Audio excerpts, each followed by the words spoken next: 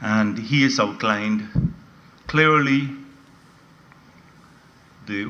what are some of his priorities. Those are not new because we spoke of them extensively on the campaign, and they're part of our manifesto.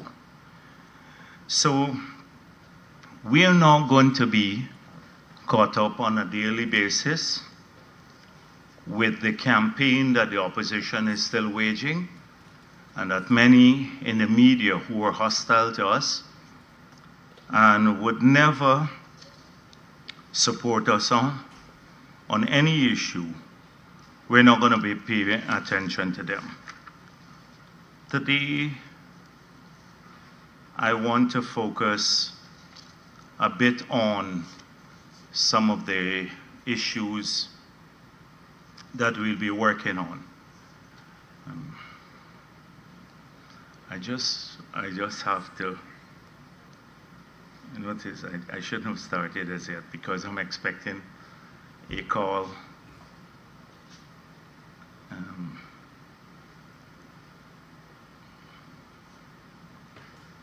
To come through, and so I may have to just break for a minute and then come back to the press conference. Yes, I will be focusing on some of the issues that we promised in the campaign and how we've advanced these. But before I do so, I saw this vile editorial in the Starbuck News. And I thought it was necessary, notwithstanding what I said, to address this issue. Now, the Starbuck News has, if you have a chance to read this editorial, it says elections 9,161. And basically what it says here is that 195,969 persons voted against President Ali's One Guyana policy, because this is the number of votes that the opposition got. And that basically the One Guyana policy is a failure. And they concluded that Guyana remains a deeply divided polity, and that the unity which is engendered in the President's One Guyana message is far from being achieved. So what will the President do in this, his final term? And I think their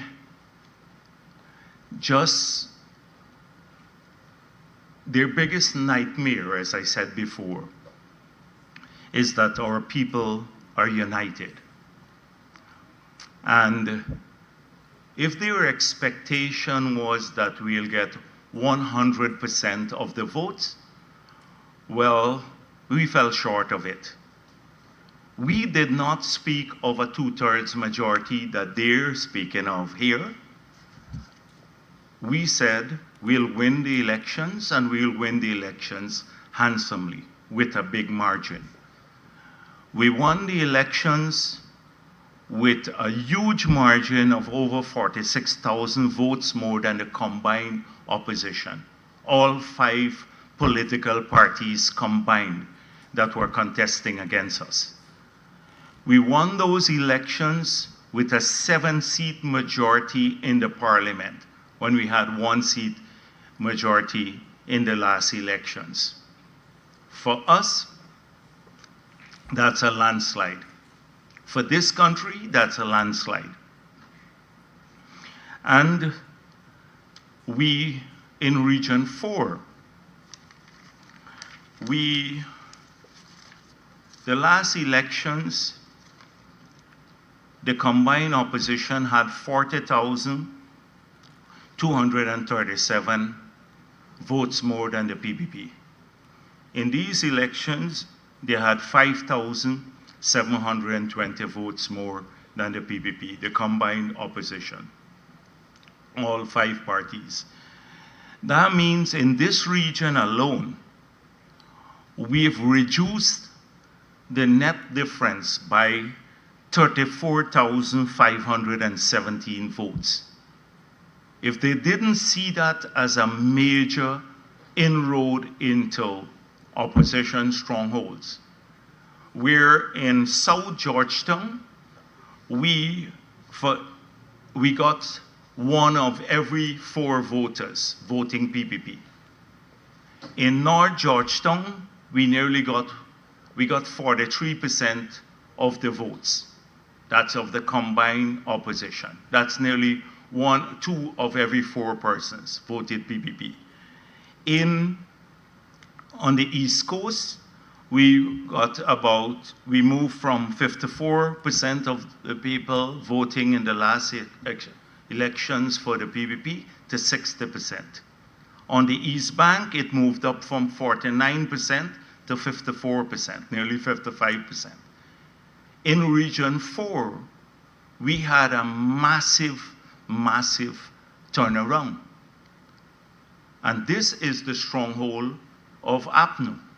They ignored all of this.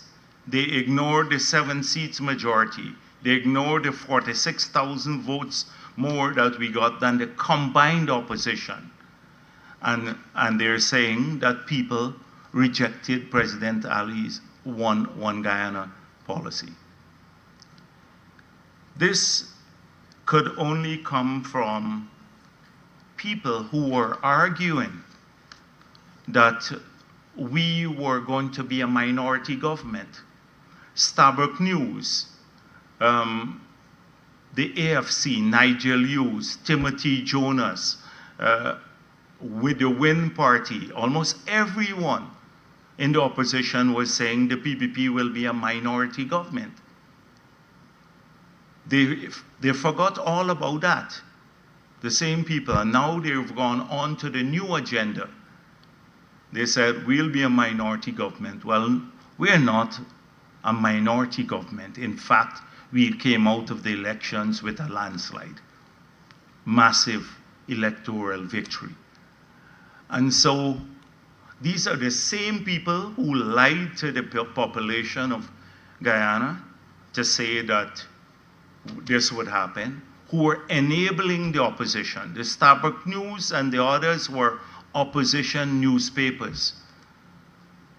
Until now, they carry the entire opposition narrative. People like Patterson now is a star in the Starbuck News and Kaieteur News. Who cares about what Patterson says? The people of Guyana showed that they didn't care. What he says, what Nigel Hughes or any of the others, all of the leaders of the AFC, they rejected them. They didn't even get votes to get a single seat in the parliament. Why should we be paying attention to all of these people when the population, the voters rejected them? The voters felt that they're useless. They had nothing to offer the people of the country. But when you look at the newspapers, you would think that they are the leading voices of Guyana. The voters have spoken already. The people of Guyana have spoken. We're not going to relitigate this issue or act as though we're still campaigning. We have now a mandate given to us by the people of Guyana, and we are going to deliver on that mandate. And we said to the people of the country what we will do, and we'll do exactly that. We're not going to be seeking Starbuck News blessings or the blessing of the GHRE or some one of the others, or Kaieteur News. The voters have given the mandate to the PPP for the next 5 years. I saw this ridiculous thing from David Hines. So now in the parliament, we have a David Hines who believe that Indian people are a waste of time, total racist. You have another one, Terence Campbell, who believe that Indians are genetically prone to lying, and publicly. You have a third one, Amanza Walton, who believes that Indians are mentally lazy. These are the people we have in the parliament today. And he speaks about the autocracy now in the new government because Parliament is not convened. Now there are constitutional provisions, and the Constitution makes it clear the time period in which Parliament has to be convened. And it says 4 months after the dissolution of the Parliament. We're within the 4 months, and the Parliament will be convened within the 4 months in keeping with our Constitution. He's saying this is because of PPP's dominance of the Parliament. It's a ridiculous, stupid thing to say.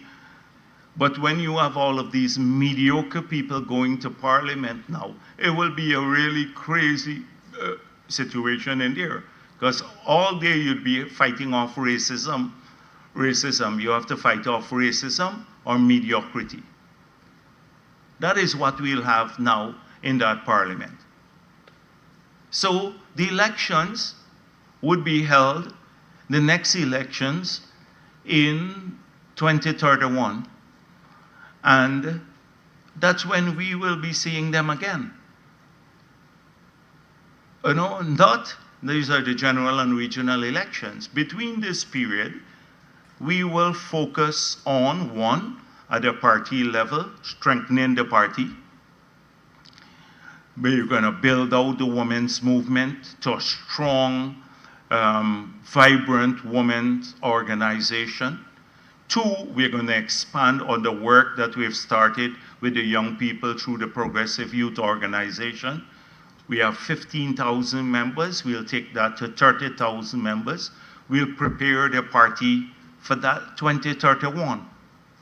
And every elections, they've counted the PPP out. They've always argued minority government because somehow they believe that the Indian population, which is a smaller share now of the Guyanese population, because that population has been reduced significantly, that the PPP will lose the elections because they can only use a racist kind of framework to analyze the voting intentions of the people and what motivates them. For them, it's only race that motivates people to vote. And so they always look at the demographics and say, oh, the PPP will be a minority government. A minority government. Look, the Indian population is dwindling. They're migrating. But we have defied them every single election. If the Indian population is now maybe 35% of Guyana, we won 55% of the votes because our party is national in nature, and it has made a dedicated effort to reach out to people across the political spectrum, across the racial spectrum, across the religious spectrum. We're a national party. And so this is what will happen in the Parliament. We'd have to deal with a lot of these people who are going in there. They have nothing to offer the people of Guyana. And people will discover that soon, very soon, when they see the Parliament. Look how pathetic it gets when PPP requesting mentorship from senior AFC officials. I see AFC now, nobody voted for them. They said the PPP members of Parliament have asked them, the AFC, to mentor those members of Parliament, or to be their mentors. To do what? To lose elections? You have a party that's winning elections, you're a member of Parliament of the PPP, and you would ask a Patterson or a Ramjatan to mentor you. I'm sure they wouldn't call a single name, but it's just to get headlines, and they're in the papers every day. And then I saw, again, the fabrication. So Paul said they spent $300 million in the last elections, which is a lot of money, by the way. I thought APNU spent far less, given the mediocre performance and the campaign they had. And the PP didn't spend very much more than that. But Dennis Chabral of the Demerara Wave said the PPP spent $5 billion. I don't know where he pulled that out, from some dark part of his body or somewhere else, but a figure of 5 billion, and he put it in a story. This is what we have for media in Guyana. How could you just speculate and put that in a story, a news story? And then they claim, I see all around, you would see them running around the world saying, oh, Irfan Ali doesn't treat them well, he doesn't smile with them. They're reporters in this country, and then they're fraudsters, and some of them just carry badges for reporting for newspapers and some of the online media houses. They are pure criminals, some of the people there. They have criminal past. I can point out quite a few of them who've had a criminal past, and they have nothing associated with a reporter.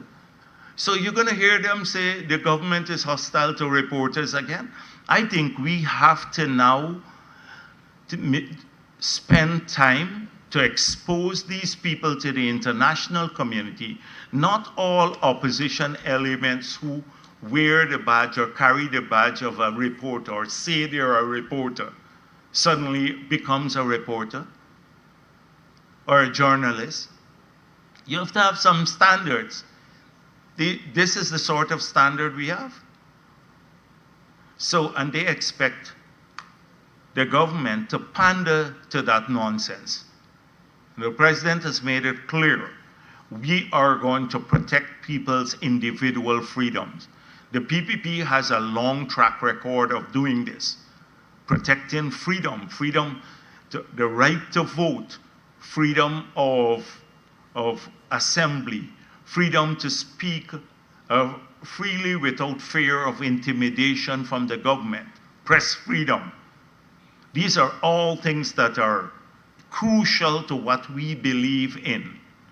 And we are going to promote greater freedoms for all of our people. Human rights, ensuring that our constitution protects every single Guyanese, ensuring that our courts are impartial, and that people can have legal recourse to any issue that they would be affected by, even if it's discrimination, that they fear discrimination from the government.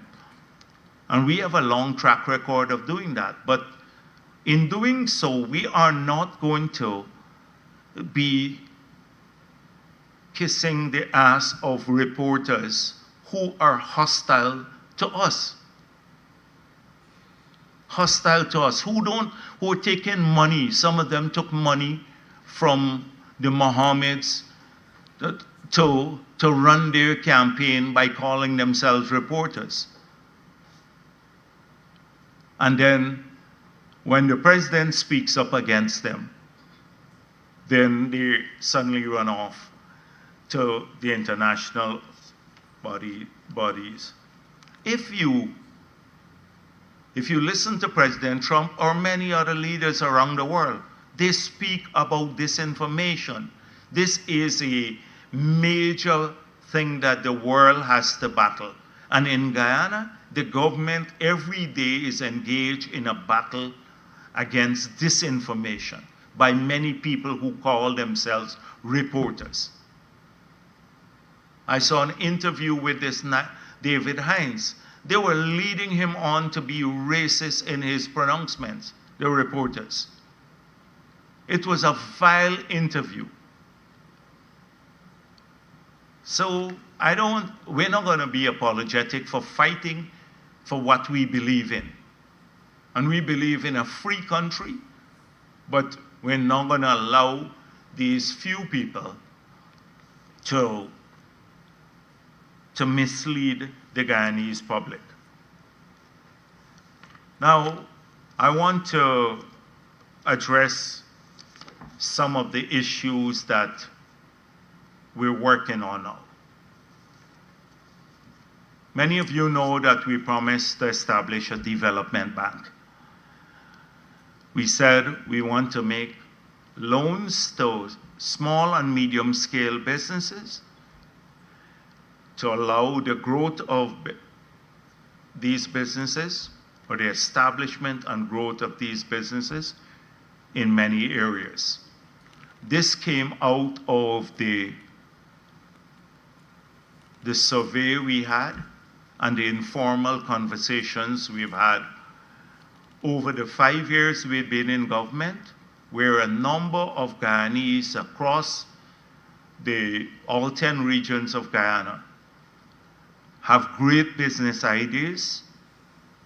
Many started a business, but they can't either grow the business or get the idea translated into a business because of the lack of financing. Many of them do not have the collateral. Many are women, many of them are young people, and we made it clear we want to create an environment where young people, women, and all Guyanese for that matter, can take or make use of the opportunities in Guyana to create income for themselves and their families and to grow their wealth. And we believe a good starting point would be to ensure that these companies have access to capital. We will ensure that the formal banking system is reformed in a way that they can have easier access to capital and at greater magnitudes. We will work with the banking system to develop a range of instruments, from discounting trade invoices to project financing to commercial bank financing, that would allow Guyanese to better use the banking system to support their business needs. And we will also, as promised, create this development bank for the group of people who may not have access to the commercial banks, so that they too can realize the benefits and opportunities of our country. So we've already started work on the concept paper. Next week we'll be discussing it further.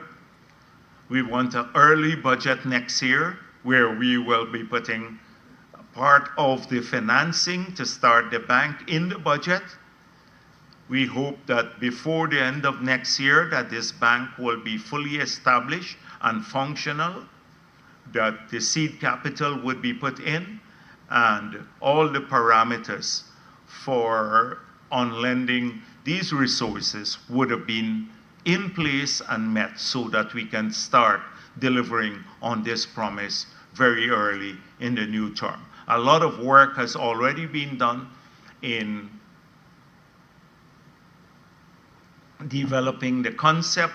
As I said before, next week we're meeting to have a discussion on the second draft of the concept. We already have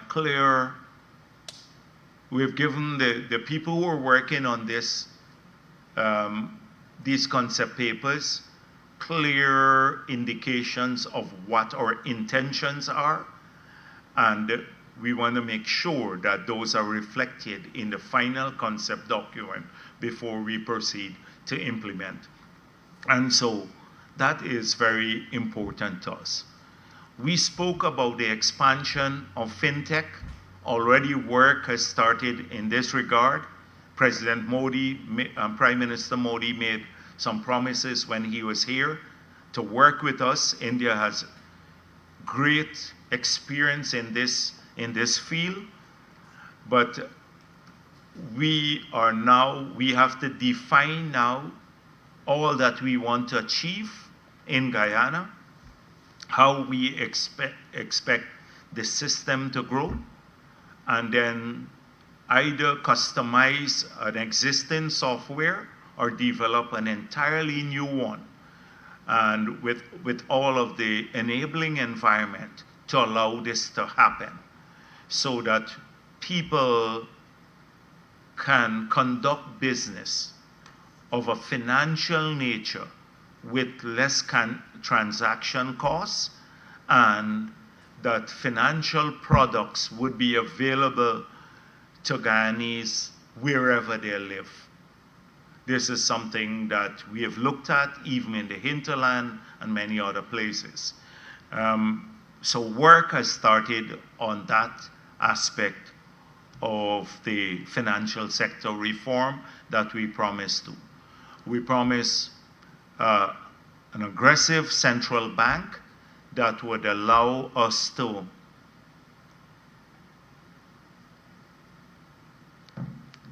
deliver on the enhanced environment for the growth of the financial sector.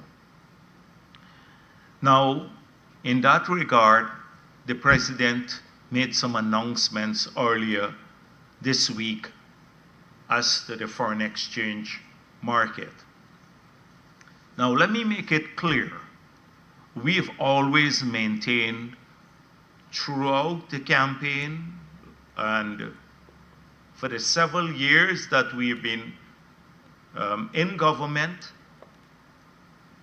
that our capacity to manage the financial sector, and capacity doesn't mean just the technical capability, but the funds to inject in the market, should we need to do so, is all available to us, and there is no shortage of fund.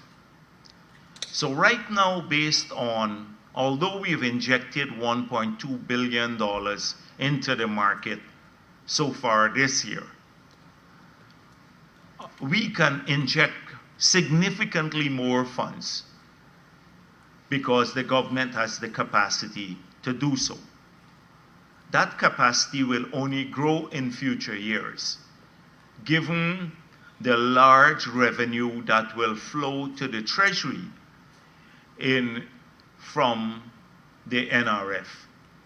And if you look at the projections for that revenue, it runs into billions of dollars into the future, and that is in foreign currency. Now, it's very clear that the demand has grown because our country has expanded or is expanding at a rapid pace. And we're in a major period where we are building out the infrastructure that would last us for decades into the future. And a lot of this infrastructure is financed from the local market through the local banking system, and we are providing the foreign currency for that investment. So take, for example, although the bridge, we have a loan for the Demerara Bridge, we are financing over $100 million here through the Treasury. So not only do we have to provide the G dollars, but you have to provide $100 million of foreign exchange for that bridge. We have been financing most of the gas to energy projects so far. Hundreds of millions of US dollars we've been finding from the local market to finance that. A lot of the local companies, in the past, they would go and take a loan from abroad, and they would then finance an investment. In the current situation, many of them are taking local loans, and they're buying factories or equipment, and therefore you have to find the foreign currency for that. So we've seen a major growth in the demand for foreign currency, and this is for capital investment. A lot of those investments are not going to go on forever. The demand for those will fall off when the project comes to an end. They're not recurrent in nature. So we can see in the future as a significant reduction in the demand for major capital projects once those are completed. There'll be new ones, but this is, if you look at the demand profile, that would lead to a reduction in the demand profile. Secondly, if you look to the future again, you will see that when the energy project comes on stream, that will reduce our import of fuel significantly. When we start supplying cooking gas to our population, that would also reduce the demand for foreign currency to import cooking gas.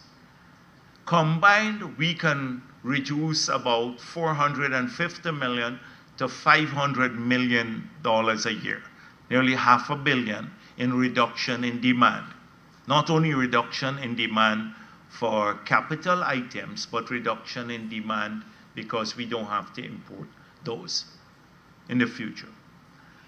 So if you look to the future, we have a growing revenue stream in foreign currency, and we'd have a reduction in demand for some of these projects that are ongoing now and for import of fuel, basically, energy.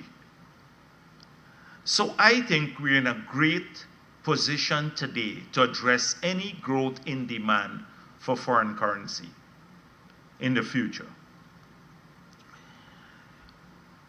We've made this very clear. So there is no crisis in the foreign currency market. Number two, there is no capital flight of a major nature from Guyana. If you look at the inflows on the balance of payment, you will see that this is the place where people want to bring their money to, because the return on their investment in Guyana is substantially higher than they can get in many parts of the world. And we've seen massive capital inflows into Guyana. So it is not a major, I saw some of the opposition people talking about capital flight from Guyana. That's nonsense. Nonsense. If you just look at the BOP, you will see what I mean. But we do have, in all that I've said, we do have people now who are abusing the system. And what the president announced was the intention of cracking down on those, particularly non-Guyanese investors, and some are not even investors, who are coming into our foreign currency market to utilize foreign exchange from Guyana to meet their demand elsewhere in other countries. And we have a significant evidence of this happening in countries where they have exchange control regimes, and we have a free-floating exchange rate regime where people can buy and sell as much currency as they wish. So some of the measures announced by the president would have to be seen in that light. We're not going to restrict Guyanese from purchasing foreign currency. In fact, we will make sure that we provide adequate amounts from the central bank to meet domestic demand. But we're going to try to close the loopholes on some of those who have been abusing the system. So when you see the need to submit invoices now, it is not to make the system more onerous on Guyanese, because there will be significant exemptions for small people. They don't have to, if you go for your small business, you wouldn't have to go through that rigid system of submitting all the invoices to show that the invoices match the demand.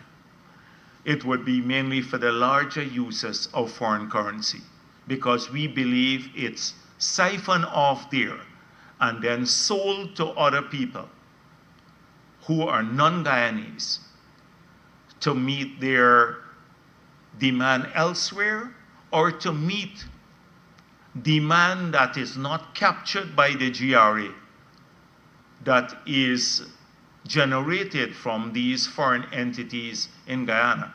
For example, the Chinese supermarket that you're seeing with. Most of these supermarkets don't have a bank account. They don't have a bank account. The owners don't have a bank account. And they're importing a lot of goods to sell in their supermarkets. How are they getting the foreign currency? So closing these loopholes would allow us to collect more taxes from these foreign entities, mainly, who are operating here, or if they are using our foreign currency on credit card to meet demand in another country. I'm not going to call any country's name today, but you know who I'm talking about. And this is happening. So I want everyone, the business community in Guyana, to understand that this is not about a crackdown on the local use of currency or anything of the sort. As the president made it clear, the system can clear, we have the capacity to intervene. We want to make sure that it's done in an orderly way. There'd be significant exemptions for small business, particular local business. We're not going to require, if people take in currency overseas, the law already says if it's over $10,000, you have to declare it.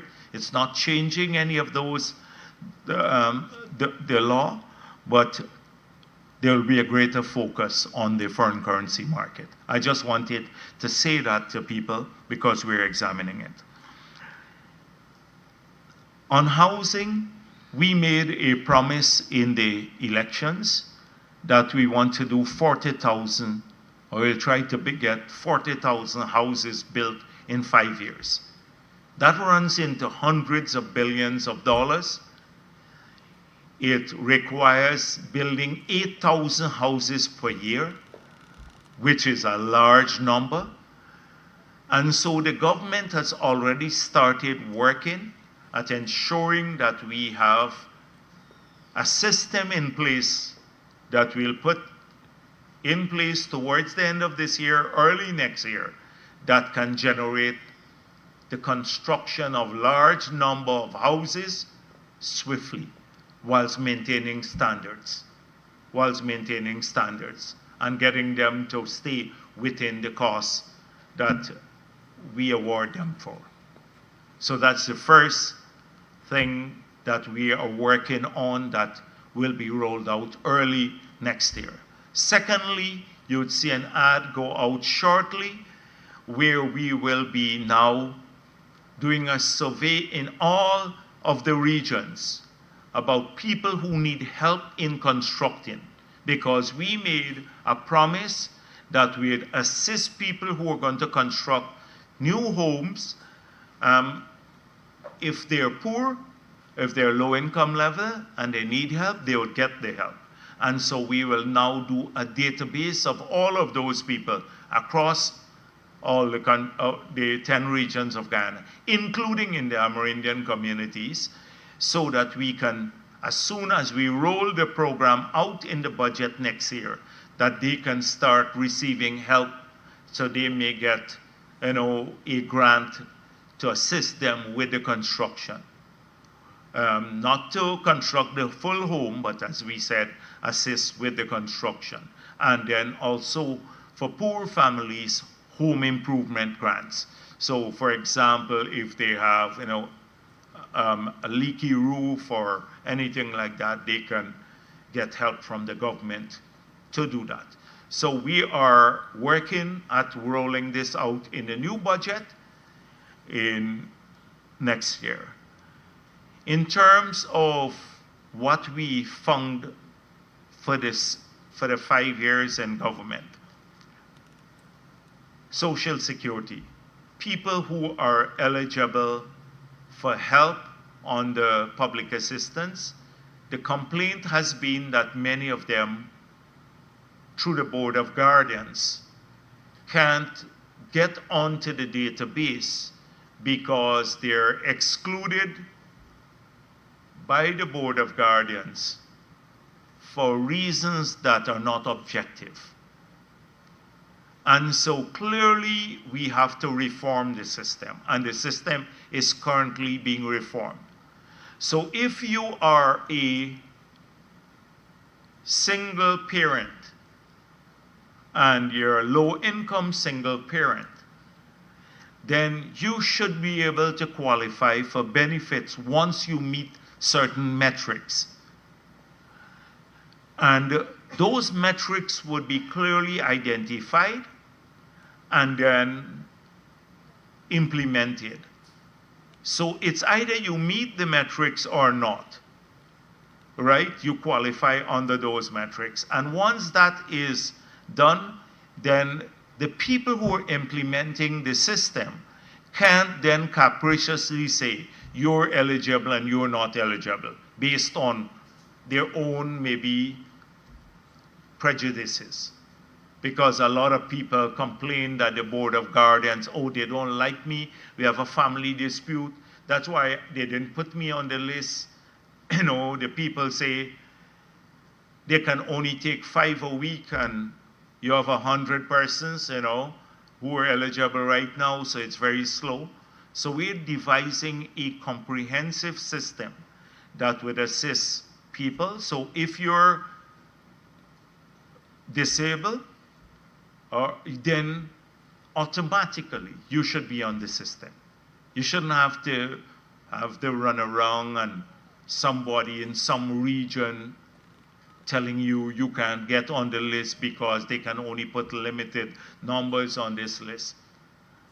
So what I'm conveying is that work is being done on improving this system so that we can roll out a system next year that would allow people to get benefits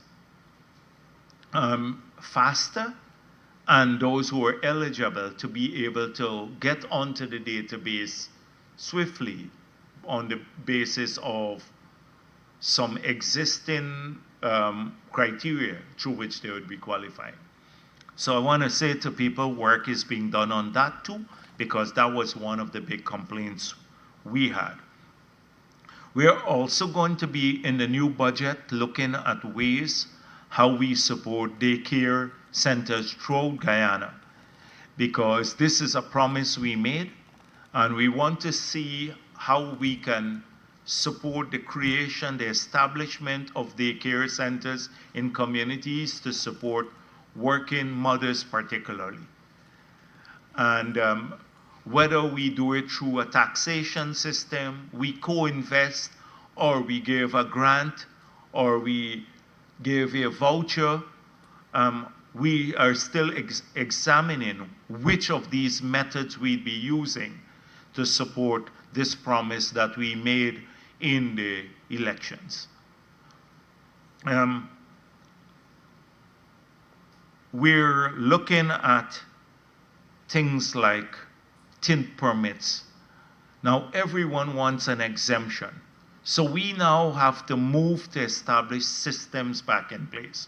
We may just have two levels, one for security forces and maybe diplomats or something like that, and then another tint level, which would be maybe a little higher than what exists now.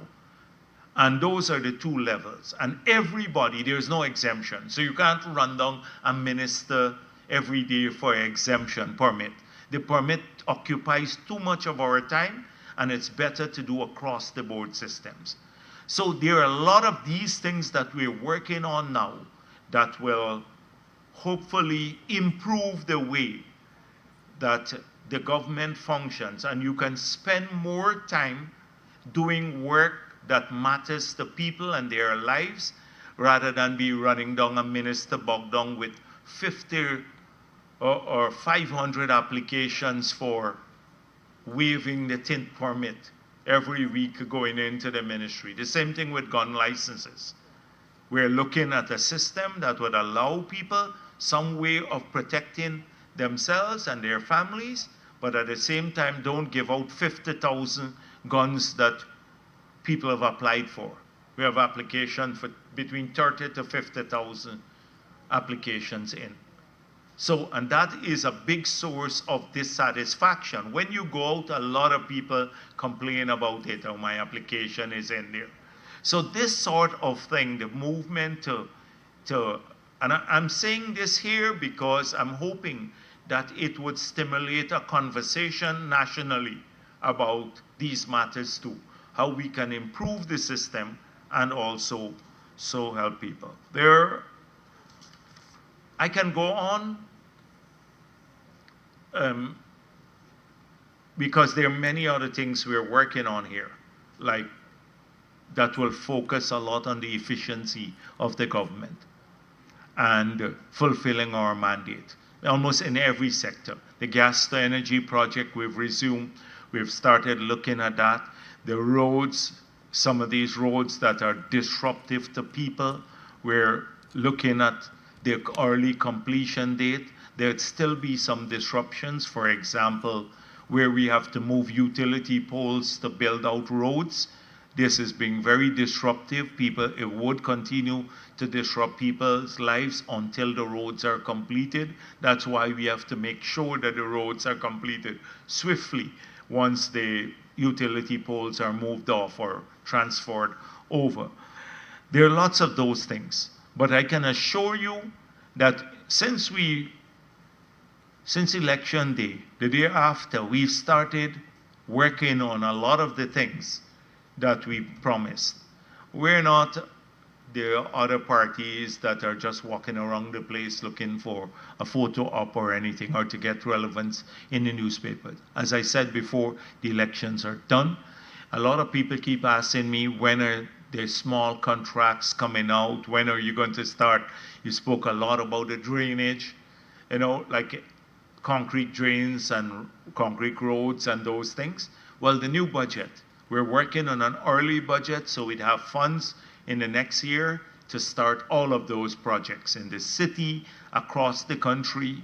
We're going to resume a lot of that work, road building and the concrete drains and the electricity lights. The lights are now coming in.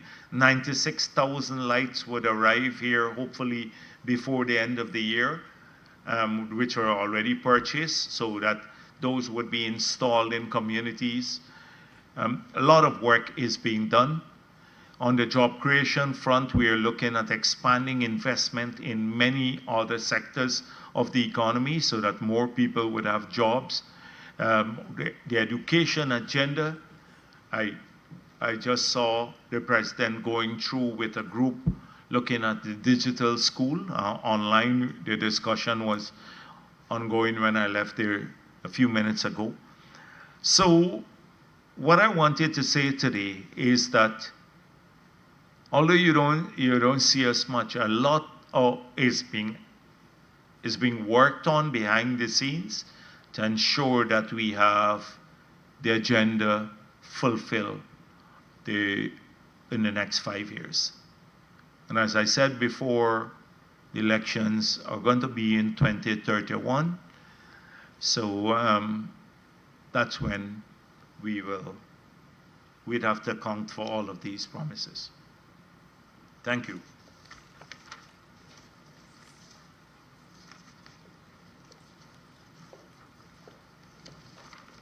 Yes. Yes, go on.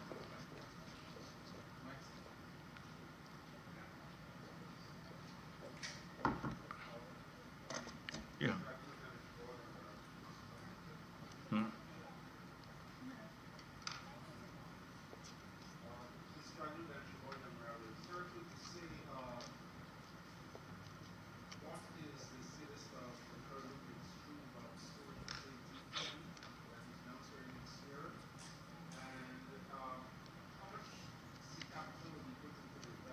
I'm not hearing you. Yeah. Yes. Dennis Shabaldi on Airwaves. Mr. Jagdeo, could you say to what extent, what is the status of the Curlew midstream bulk oil storage facility that was announced earlier this year? How much did the PEP spend in its election campaign? And thirdly, how much seed capital will be put into the development bank, and how will it be sustainable if it's going to be interest-free? Because that's what we were told initially, that it will be interest-free. Yeah. So we're thinking about a seed capital of $200 million, but it would be put in phases.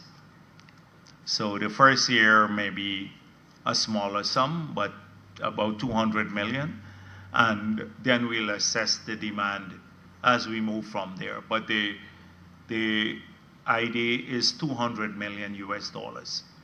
All from the government? Yes, from the government. From the government.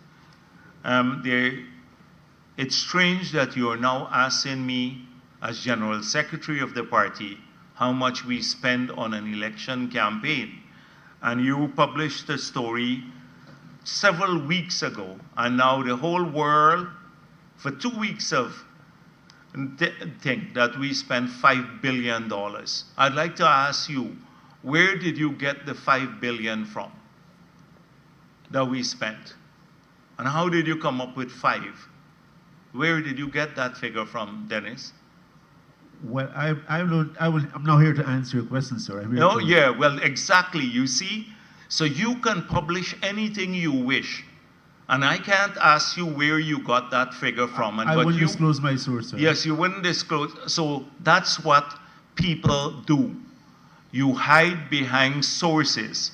If I were to come here every time and hide behind a source, then we'd never find the truth. You could publish a blatant lie like that and say you can't disclose your source. This is a blatant lie. I will make known the figure later, but I would love if you tell the country how you came up with $5 billion. $5 billion is probably, we didn't spend much more than APNU. So let that be your guide.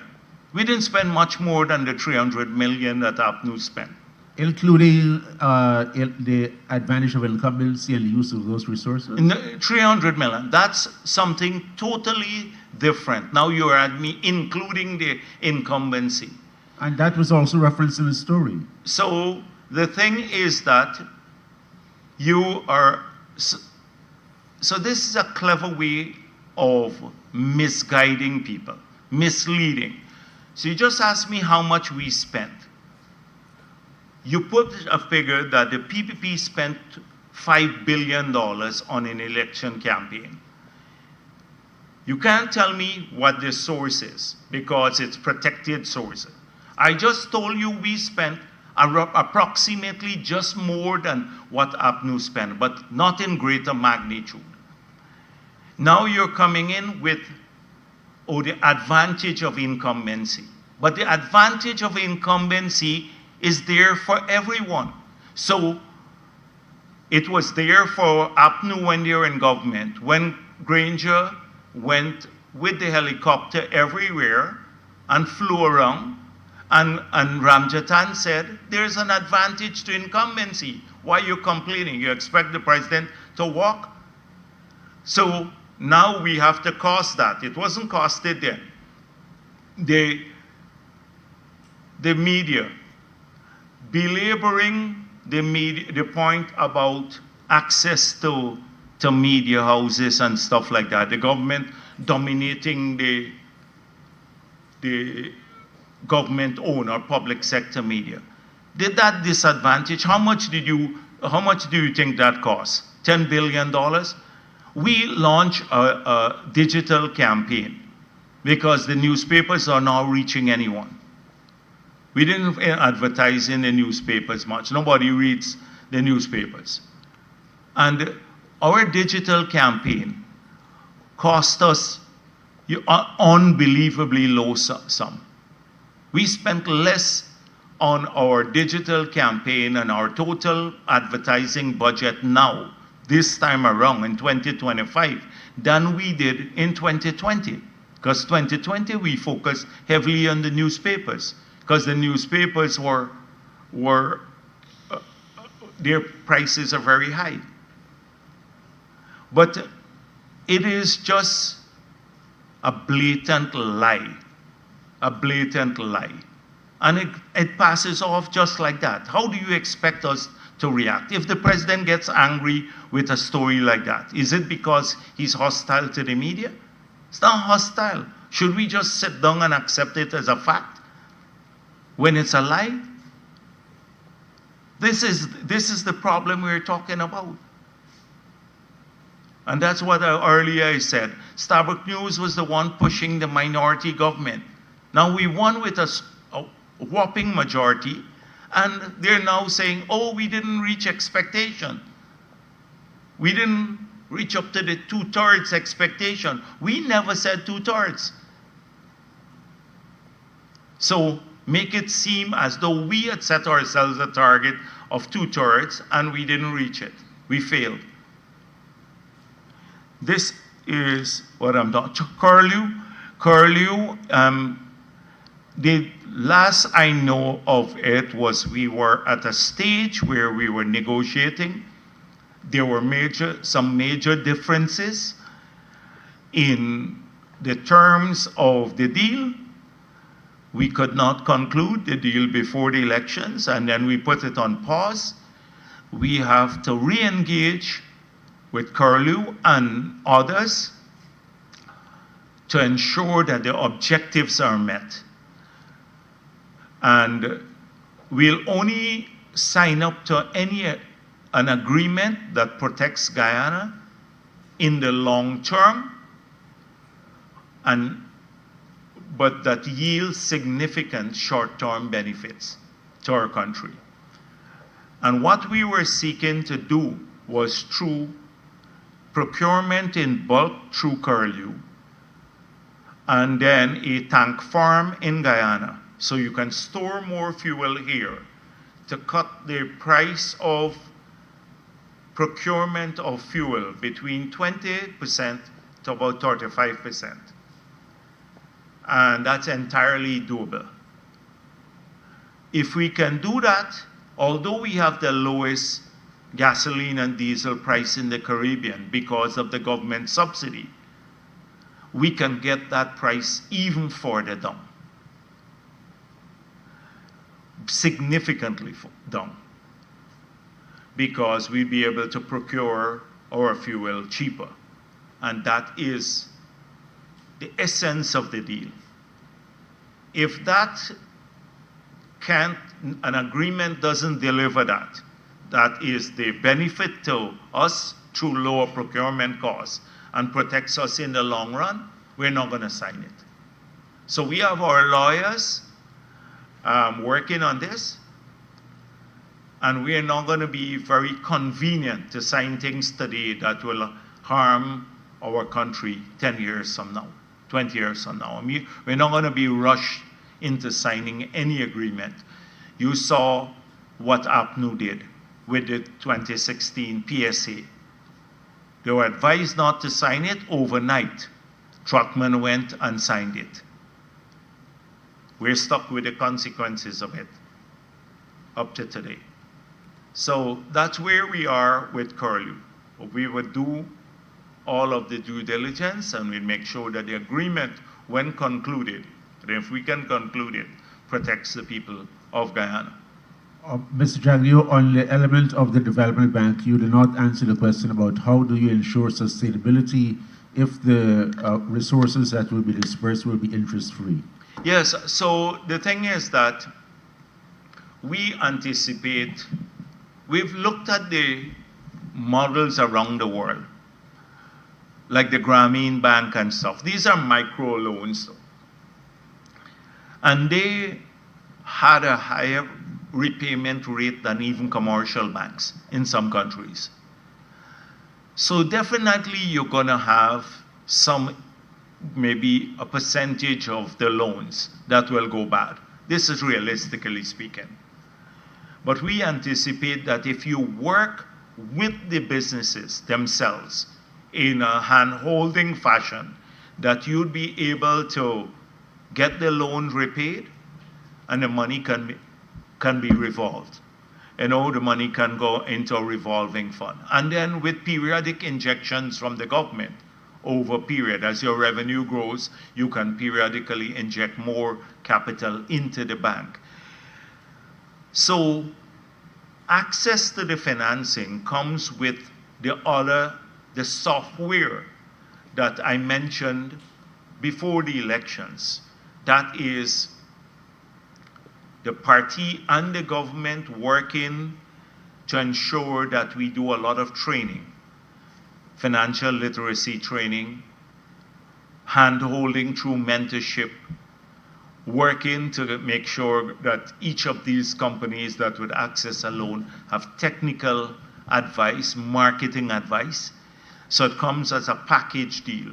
So you will be able to ensure, you would know immediately whether this is a viable project or not if you go through that whole process. I think it would do well. But definitely, like in every system, you'd have maybe a 10% failure rate.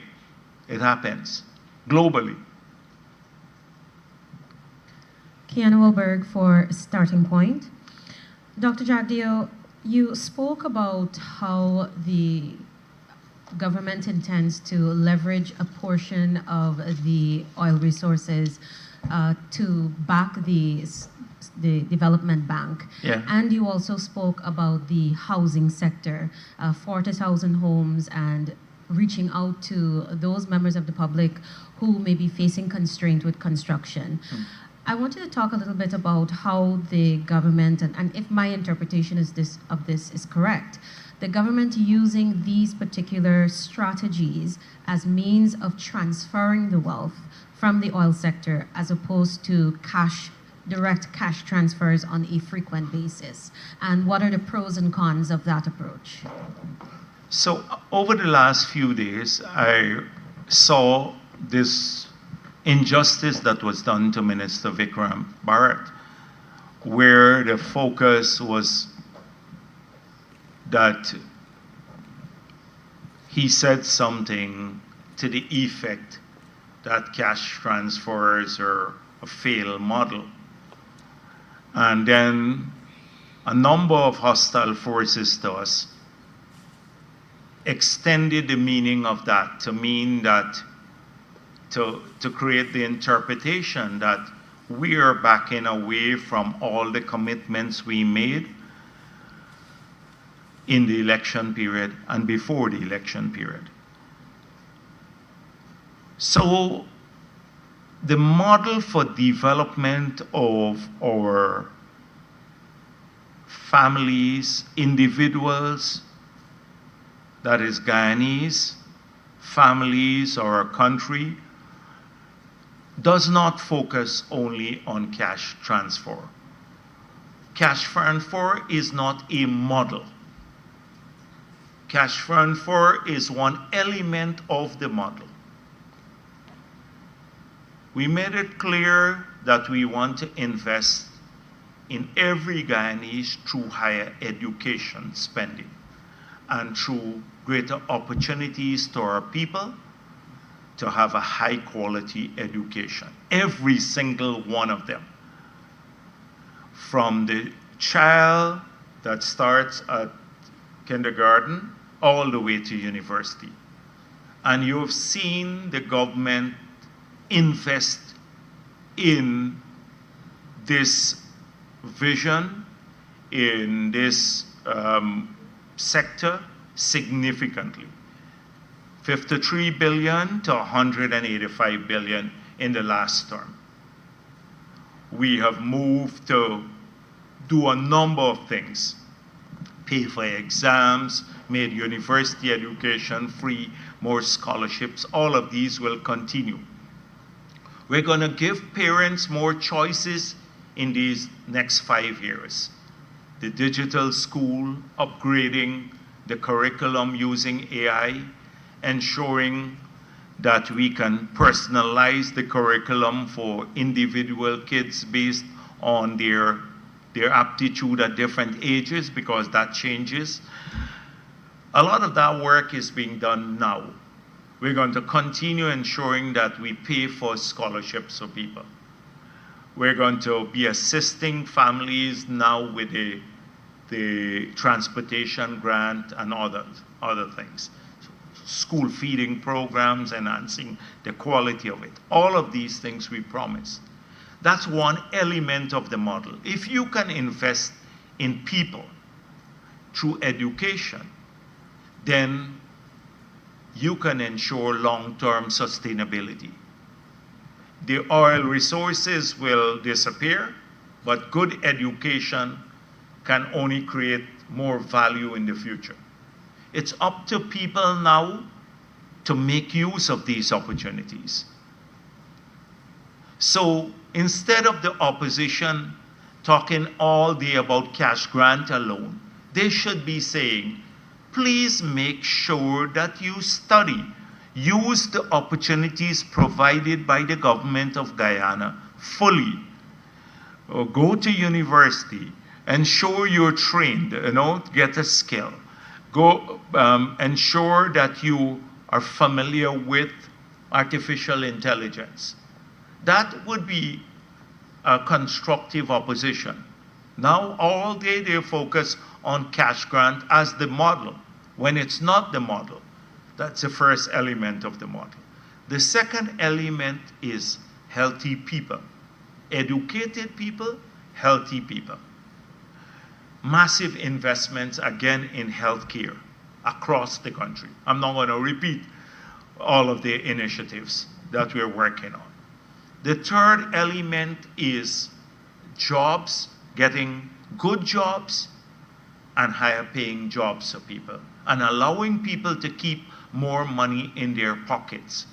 So that means having a positive investment for climate for investments.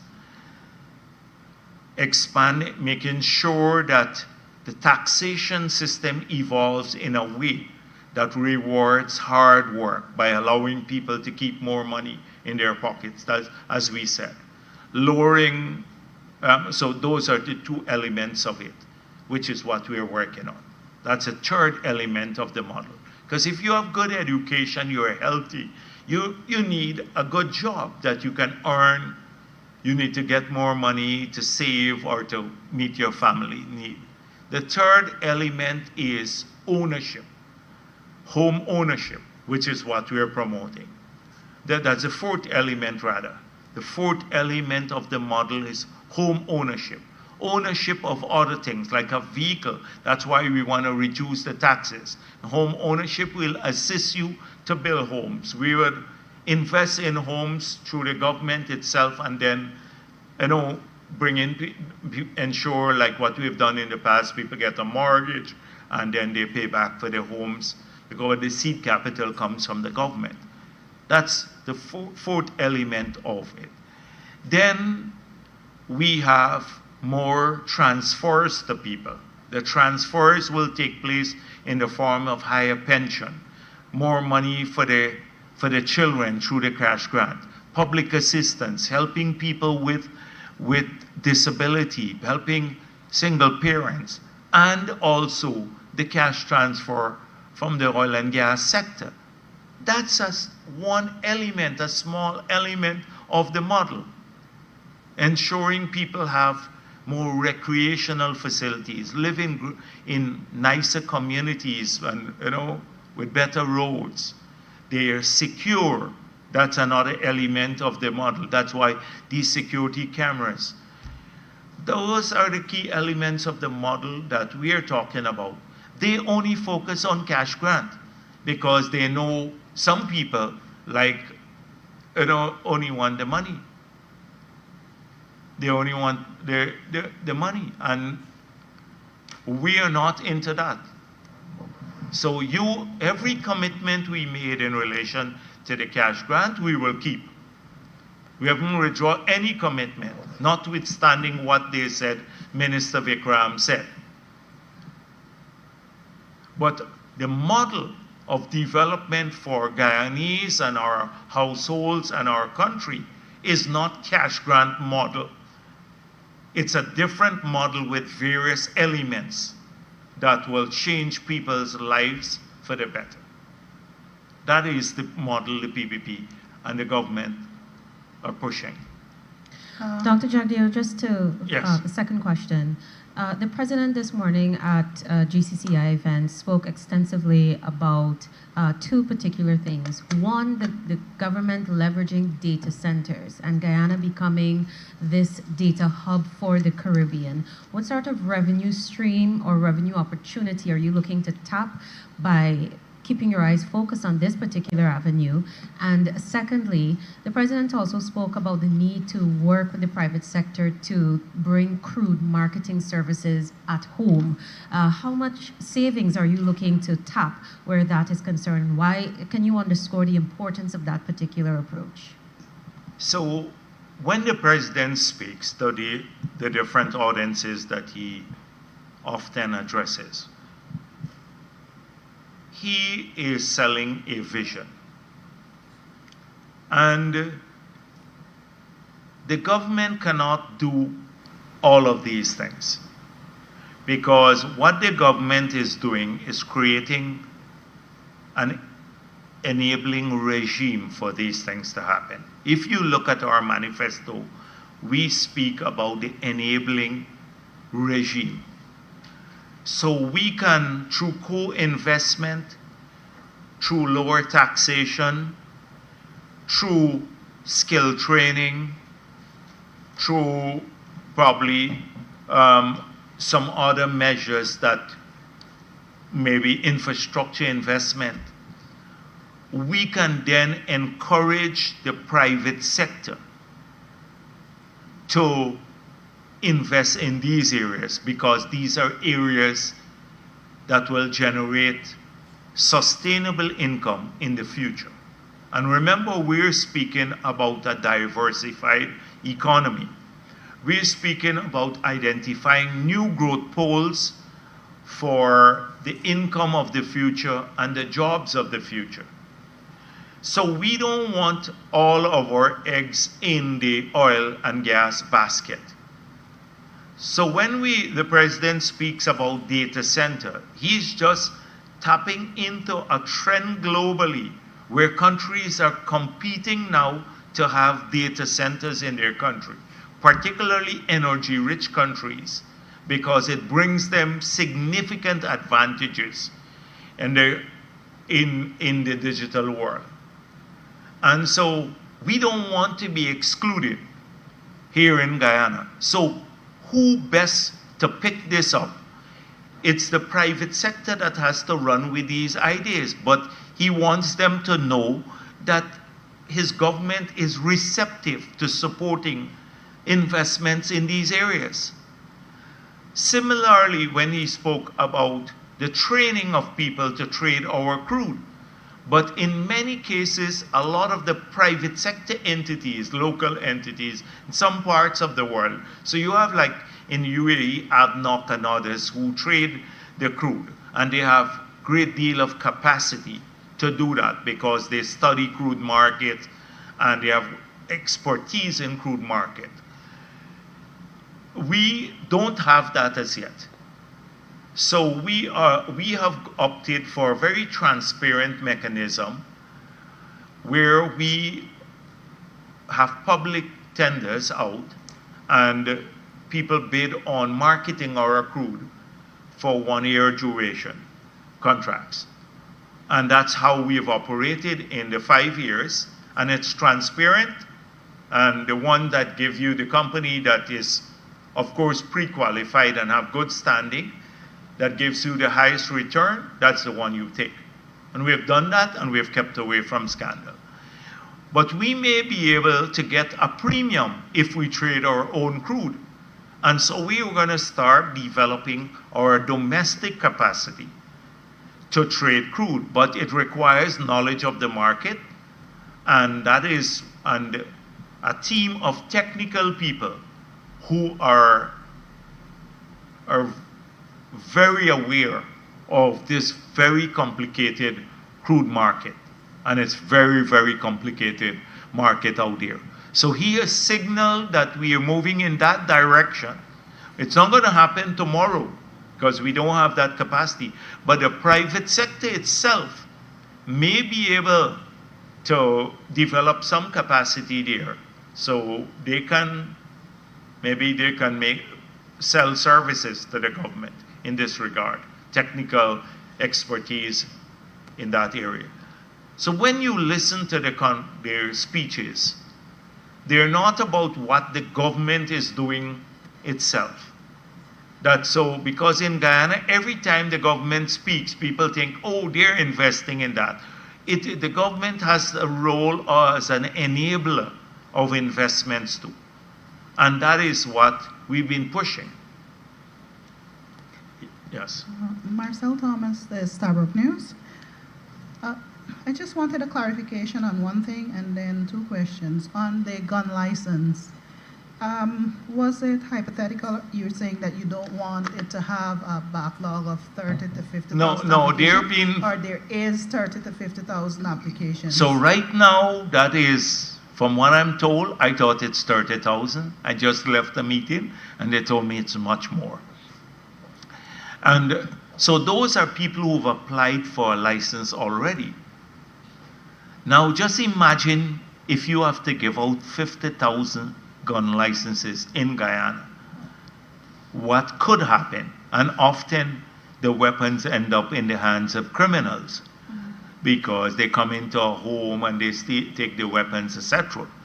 So we do have to think about how we can give people some way of protecting themselves, but maybe a non-lethal way of protecting, and be very liberal with that and be very sparing with the gun licenses. But let the system be transparent so that you don't have to go, people don't have claims they have to pay somebody for a gun license, or they have to, every day they're running you down wherever you go.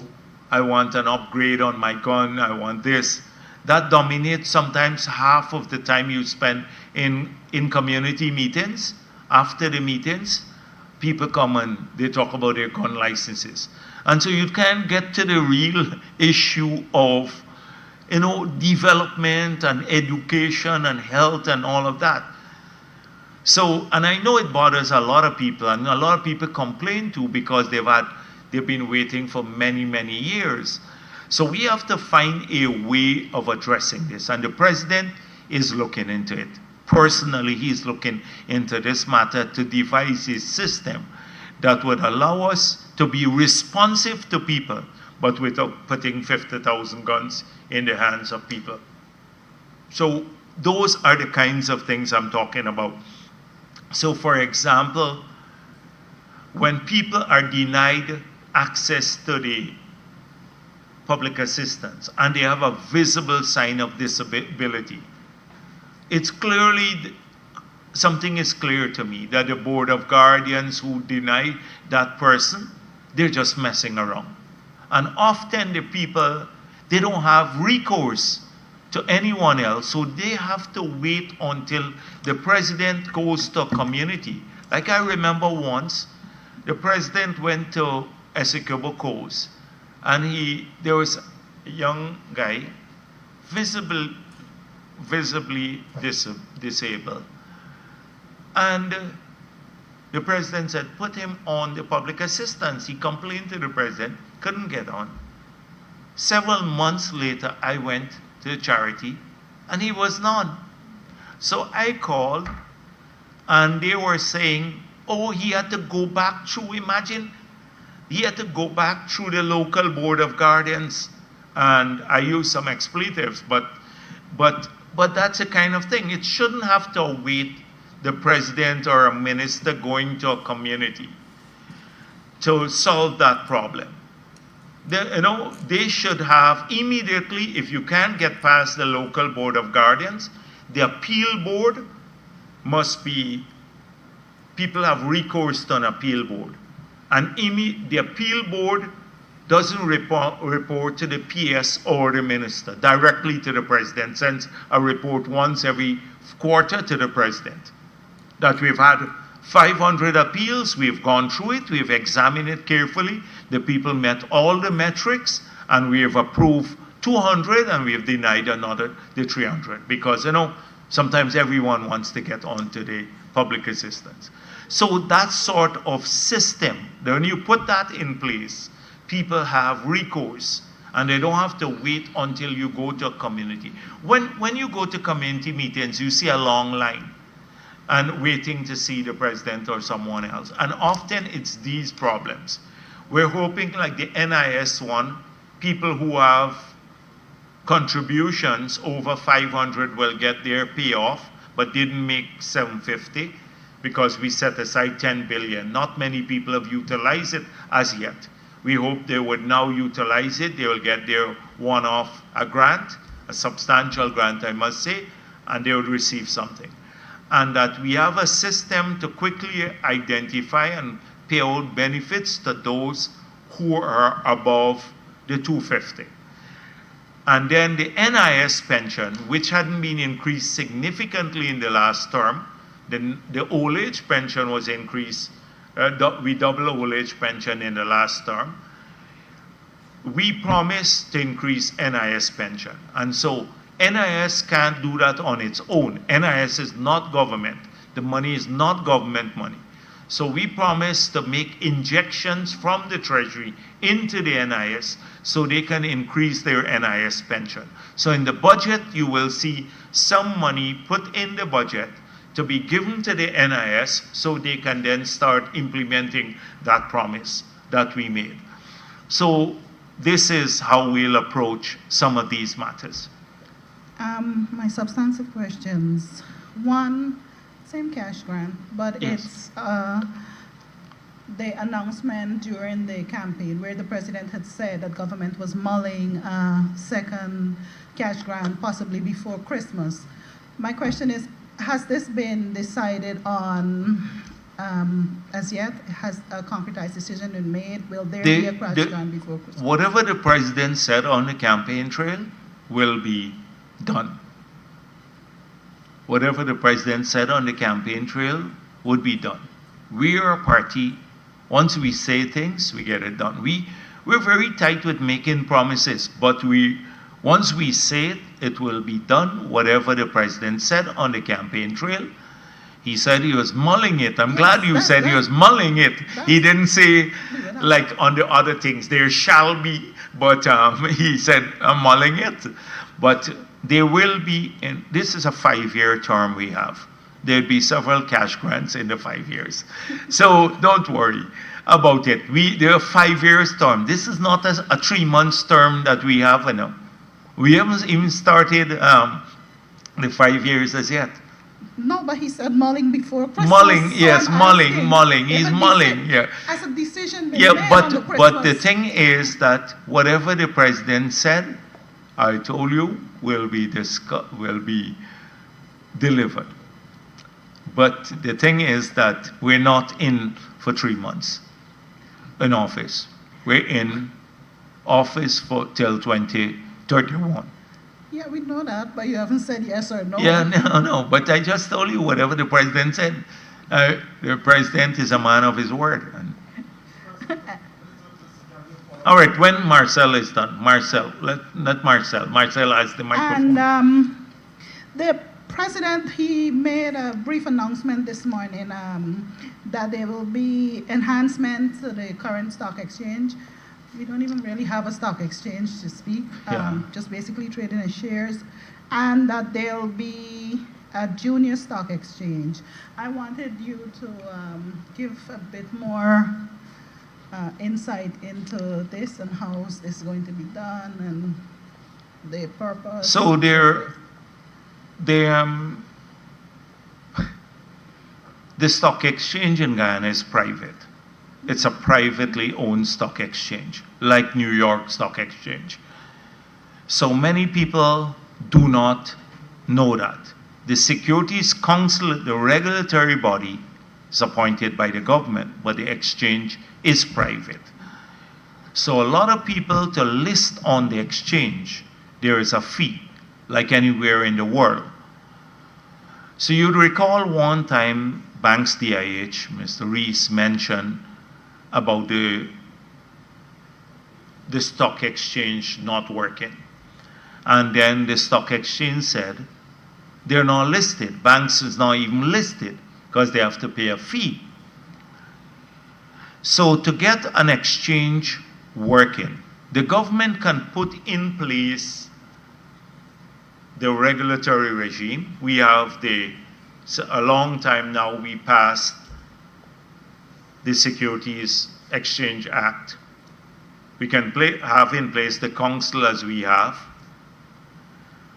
But to get volumes traded through the exchange, you have to have the companies, the public companies, listing on the exchange. So that means getting more companies to go public, because the majority of our companies are private companies, and that's private in the sense of the number of shareholders that they have. And many of them do not want to list on the exchange. So the only way we could get an exchange that is very vibrant is if you get more companies to go public and to then pay a fee to get listed on the exchange. Another way of doing this is to have some government instruments traded on the exchange. So we had already indicated that we may want to siphon off from the oil and gas sector some of the most lucrative opportunities that we see on the right a return for those the investors in those companies, create the share structure of the companies, and then maybe if we want volume to be traded, list those on the exchange. So what I mean, for example, take the fertilizer plant that we want to do. After we complete the energy project, there'd be a second energy project there, and then a fertilizer plant. We put that in a company. We create a share structure and allow Guyanese to buy shares in that company. Maybe limited to, say, 100 shares per person, because you want to have more people own shares. So teachers, fishermen, nurses, everybody can own shares. You guarantee a 10% return on those shares, which is unusual because normally it's based on the performance of the company. But to give a sweetener, the government can underwrite it. And then have those shares listed on the exchange, the company listed on the exchange, so that people can then sell. So if you buy 100 shares at $10 each, $1,000, and then you get on the exchange, you list it, and another person wants to buy it. But we have to look at concentration. Because one person may want to buy out all the shares. But if you're getting, say, $500 per share, you're going to get a significant amount of money. You're going to get, what, $500,000 now? If from $1,000 investment, right? So that kind of thing. That's the way it would work. Because a lot of these exchanges, you can put the regulatory system in place. But a lot of depends on the people who use the exchange. And a lot of the private companies in Guyana don't want to use the exchange because going public means they have to publish every few months. They have to publish their records. You know, you have audited statements and all of that. And then some people don't want that type of scrutiny. So we can put in place again. And so I think when the president spoke of this, he was hoping that the private sector would also make full use of the opportunity. We are prepared to address any regulatory matter that would enable this to happen. We are prepared to create the incentive for this to happen. But then it's up to the private sector to make use of it. And a lot of them lament that they can't get loans or because they're stretched to the limit. But this is one way of raising capital outside of going to the formal banking system. You can raise capital either through a loan or getting equity, like trading shares in the company. So I think that was the idea. Mr. Jagdeo, Yes. follow up on the cash grant question. One of the things that is being said in the public domain is that the cash grant will no longer be per person, but will be per household. Who said this? That is what many members of the public are saying. No, but many members of the public don't determine. This is No, again. that's what I'm asking. Let me tell you how something like that starts. A useless partisan goes on a program like with Globespan and other useless show that was talking about PPP minority government, and he says this is what the government is contemplating doing. Never spoke with a single individual in the government. Can spread a rumor just like that, and then that's how it comes out. The media now find out people are thinking about household. There's been no such discussion at any level in the government. So it's a blatant lie, but this is what happens all the time is disinformation. Every day it's deliberate and people don't have anything to do. Like some of these people who are like, what else would a partisan do now? What else would a partisan, or I don't know who the others, they're just like a David Hines, except spread rumors. They have nothing productive to say. It's a blatant lie. We've never made no such decision.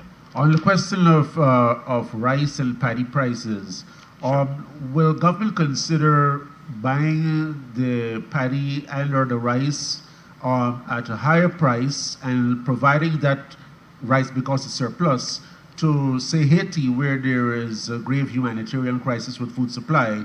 And secondly, sir, does the government support the destruction of these allegedly cocaine-laden boats that are moving from Venezuela? What kind of boat?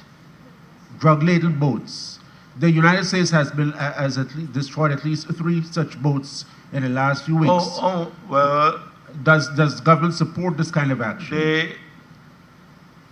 I don't think the United States government, when they destroy these boats, seek to get Todd or Omar, the chief of staff, to seek permission to do it.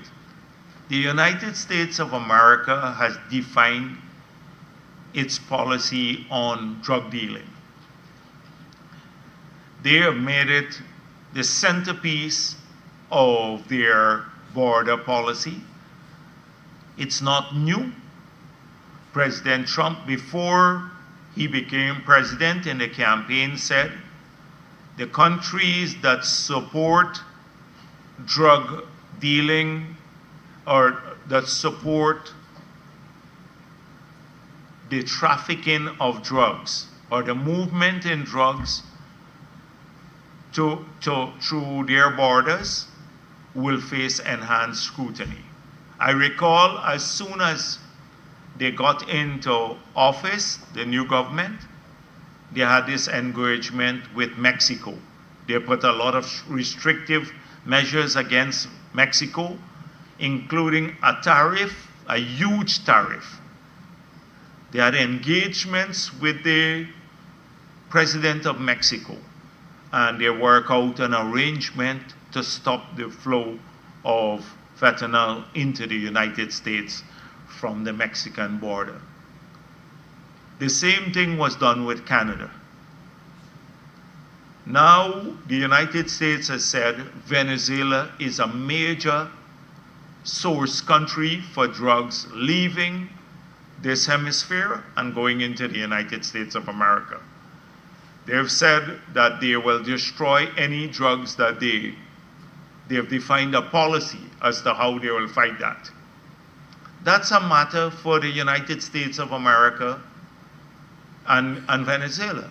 They don't need our support for their drug enforcement or policies. That's like me commenting if Kenya does something with Tanzania, and I'm asked about whether I support it in Guyana. I know, why would I be getting into their business? When you ask us whether we what are our policies in Guyana, then I can explain to you about that. But we have no. That's their stated policy globally, the U.S. policy. But I was trying to look at it from the perspective of human rights, the killing of people who, without any trial or anything like that, and it's happening in the Caribbean waters with a heavy military buildup, which the Caribbean is being defined as, well, there's a stated objective by the region of which Guyana is a part, that should be a zone of peace. But we have a heavy military buildup. Yeah. Innocent people are being killed in the process of fighting drugs. So that's why I'm asking whether Guyana supports this in the context of this whole question of the region being a zone of peace. No, the zone of peace, it's Venezuela that has been disrupting the region as a zone of peace. It's Venezuela that threatened to annex our country, a significant part of our country. Venezuela didn't know that that would affect the climate of peace in the region. It's Venezuela that has threatened military action against Guyana several times. Venezuela that has been engaged in provocative action against Guyana, sending vessels into our waters. So the only people who are disrupting the peaceful coexistence of the countries in our region has been Venezuela, not Guyana. And the matter of the purchasing of rice and paddy. Oh, I know the Ministry of Agriculture has been examining this matter. Globally, a lot of rice has been dumped on the market, so the prices plummeted. That is why even when we were campaigning before the elections and when they had another issue associated with the intake of rice, we mentioned that there's, in some communities, we have to be able to build storage facility and drying facilities. If the farmers only have a window of 1 week from cutting the rice, the paddy, to selling it, after which it goes bad,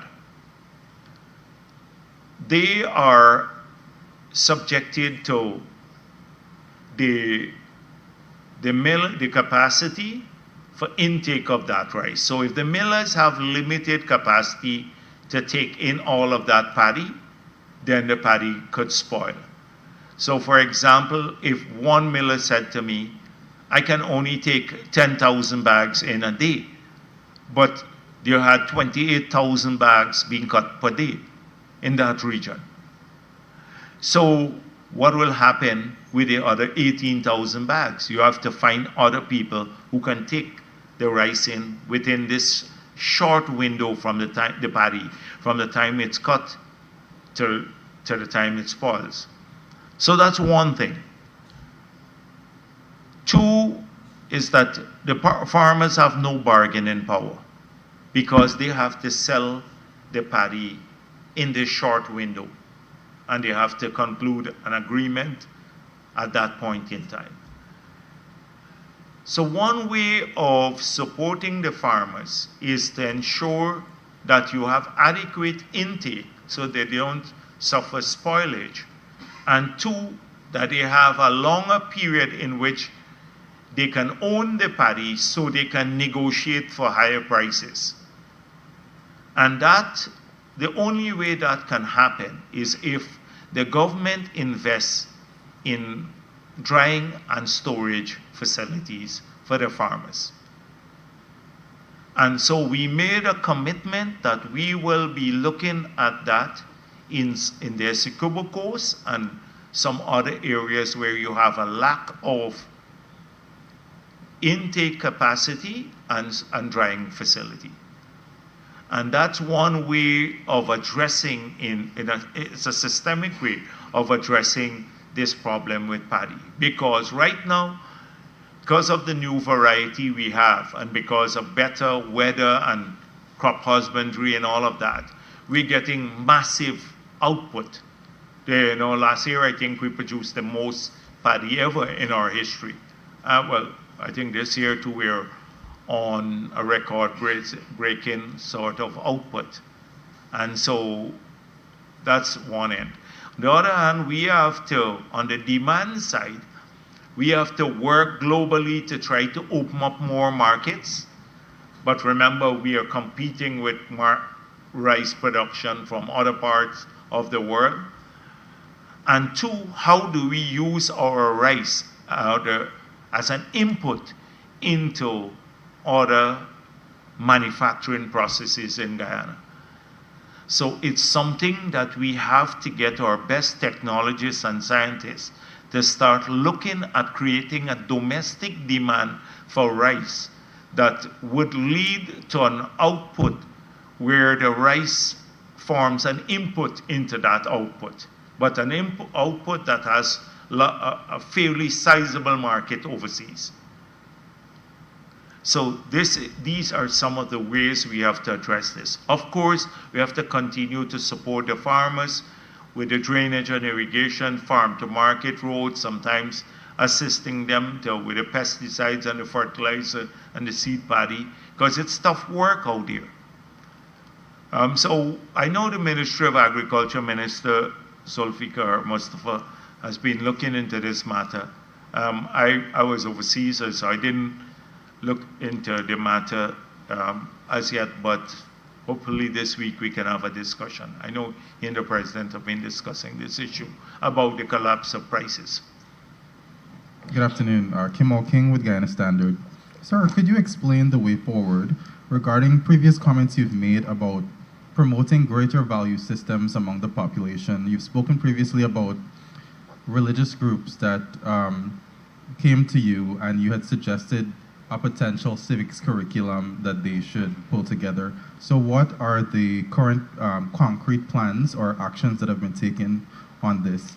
And on the issue of the firearm license applications, do you expect that before you move to process this backlog, that you may want to work to strengthen current legislation regarding perhaps being more picky about who should have a gun license and the review process in light of ills such as what appears to be a current spike in killings of women by their intimate partners? So all of those have to be taken into consideration. So that is why if you have a more discerning set of criteria,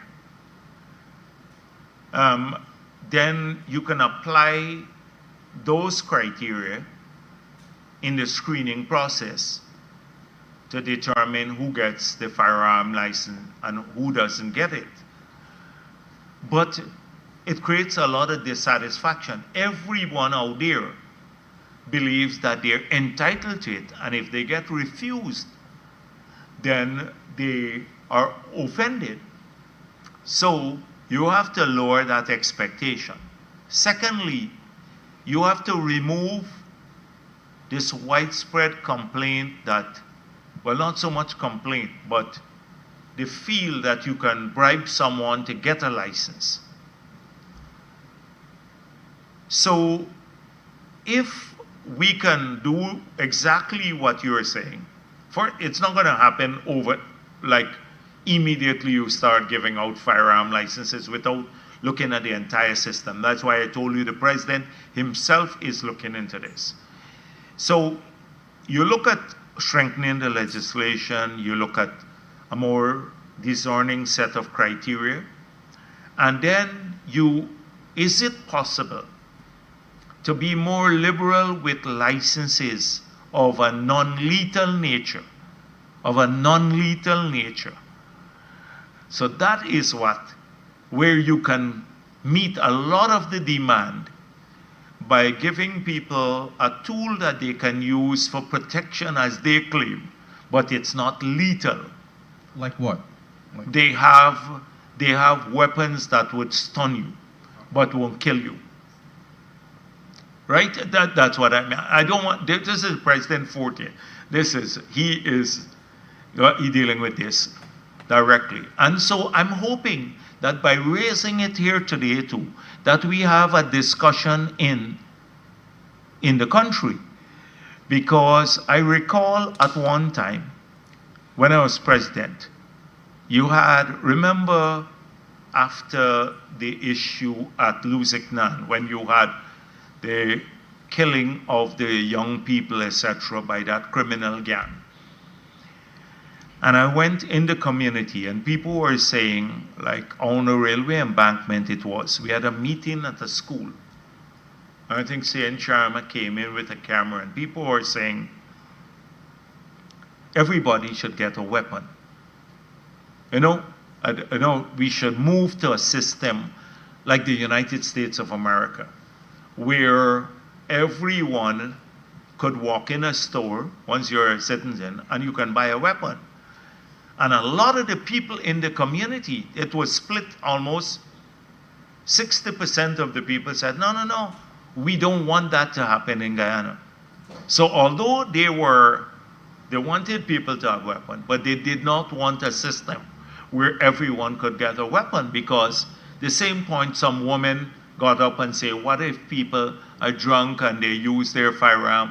There were fears that they would, use them in a domestic situation. And we've seen some really egregious examples of this happening in Guyana, some horrific cases. So the society now has to make a determination. This is a societal thing. What model do we adopt in Guyana? Should we adopt a model like the US?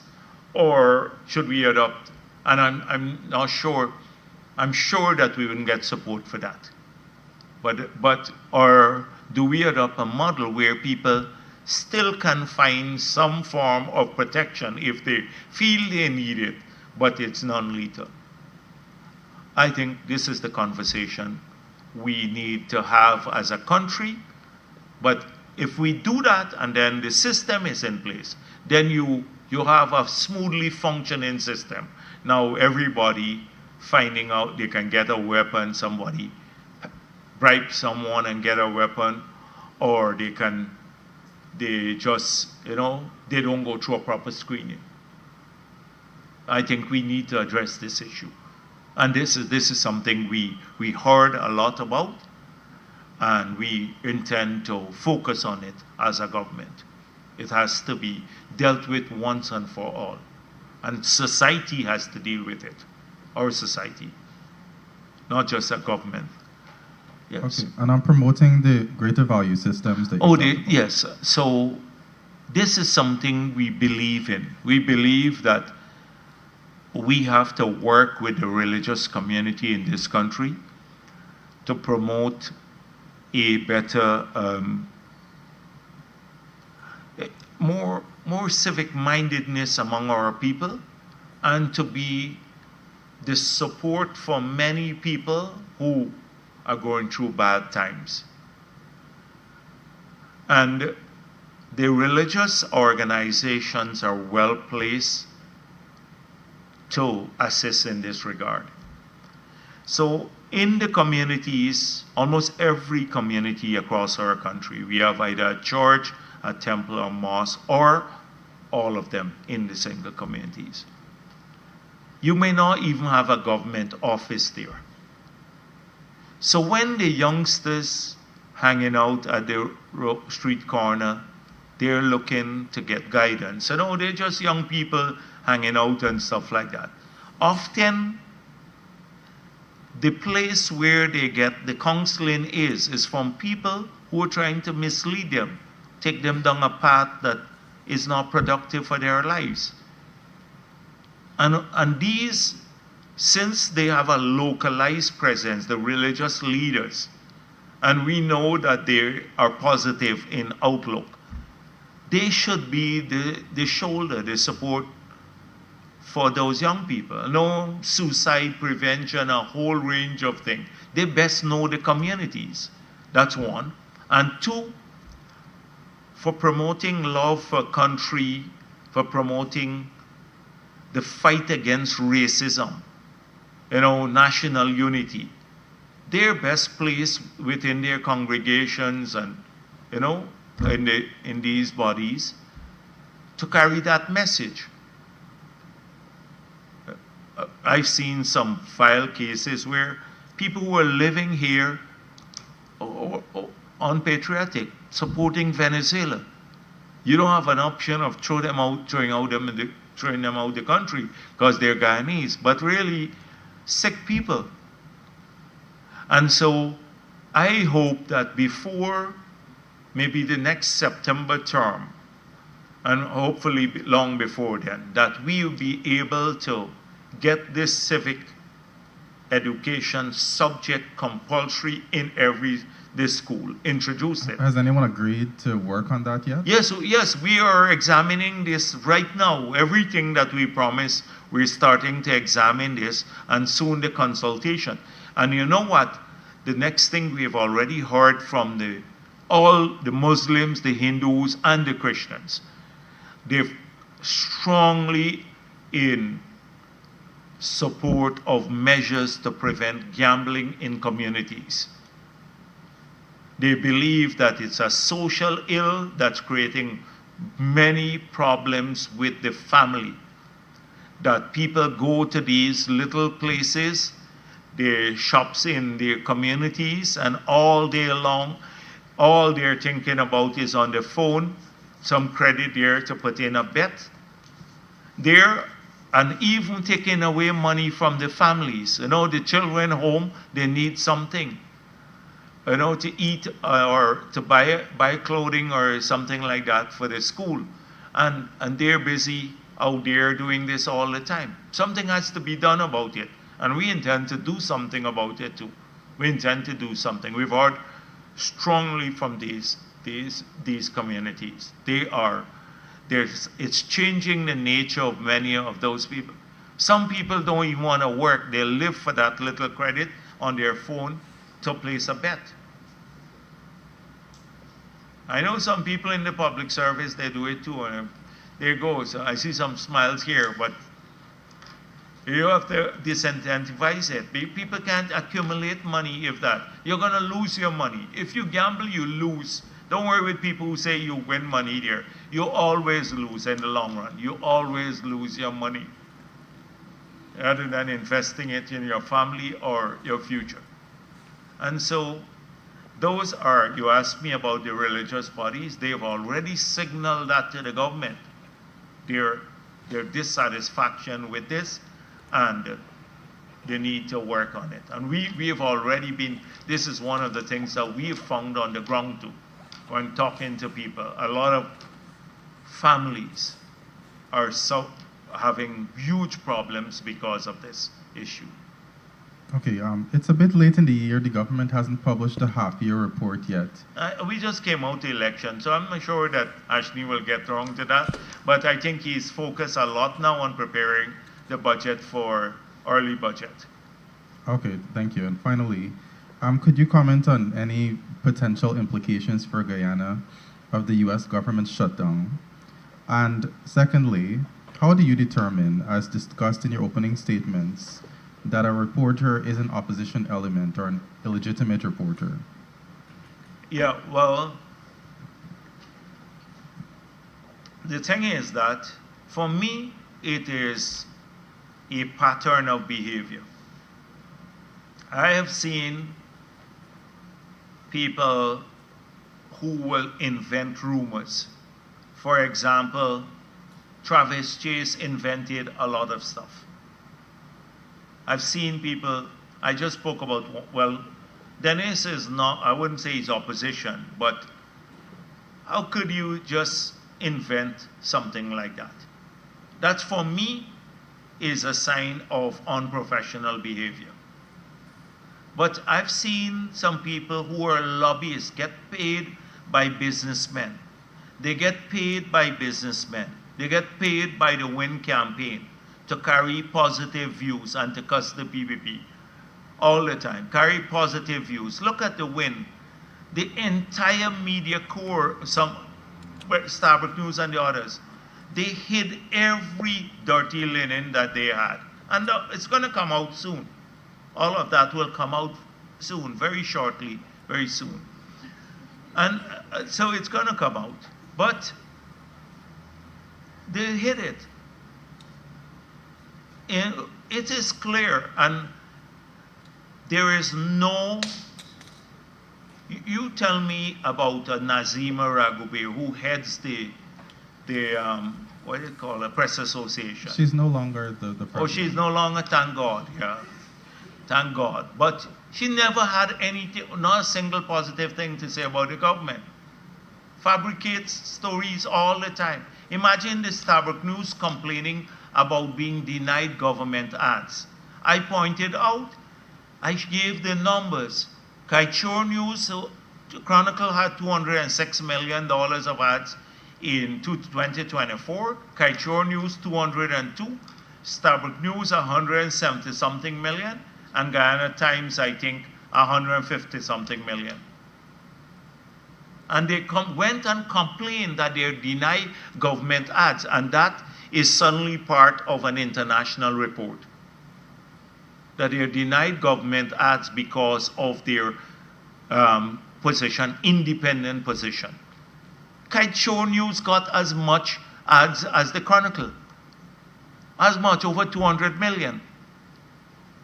Yeah, not a single positive thing to say about the government in all the years. But they got the ads and they lie to the international media, and then the international bodies then repeat the lies. So it's clear as daylight. They're only deluding themselves. So right now, I think we should have the same standards too. The local bodies, maybe we should,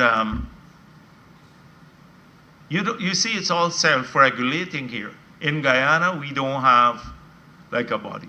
If President Trump was here and he had to deal with the Starbuck News and some of the others, oh God, he'd call them fake news every day. Every day, some of the others would be fake news, pure fake news. Okay, so on that, the president had said in his inauguration speech that you want to hold the media accountable. What exactly are those strategies that you as a government plan to use to do that? And what are the lines that you will not cross? So clearly, we are going to expose them. This is what we have a voice to, and they want us not to speak about their transgressions, their lack of professionalism. They're being paid, they're political hitmen and hitwomen, that they're being paid by individuals. Some of them are political operatives working in media houses. They don't want us to speak about that. Anytime we expose that, we're assaulting the media. So we will continue exposing them for what they are, those individuals. Two, we will have to work internationally to point out all of these issues with the international organization. But you're never going to find a piece of legislation in Guyana which says that the government will throw a reporter in jail for what they write or what they say. Look at what the Kaichor News has for 15, 20 years made up every story that you could think of, the lies that they tell. And they survive. And you were from the Kaichor, you know that in the past, both of you, you know what I'm talking about. They got the most ads in 2024. We're still around, they cuss me every day, and they still get their ads. You don't see a single reporter from the Kaieteur News not being allowed to a press conference or being harassed. Okay, and finally, regarding the U.S. government shutdown. Oh, the U.S. government shutdown, I think I've examined the areas where it will affect people. So, in some areas, like it could affect maybe flights in the long run because the people in the flight control operators have to work without pay. The Army have to work without pay in the US, so those are issues. And then I think the patent office, but we don't have many patents there. I think the FDA, the Food and Drug Administration, so if we require any permit to export maybe some of our produce, it may affect some of those agencies. But I don't see anything major. I don't see any major impact on Guyana from the U.S. government shutdown. Thank you. Right. Thank you very much.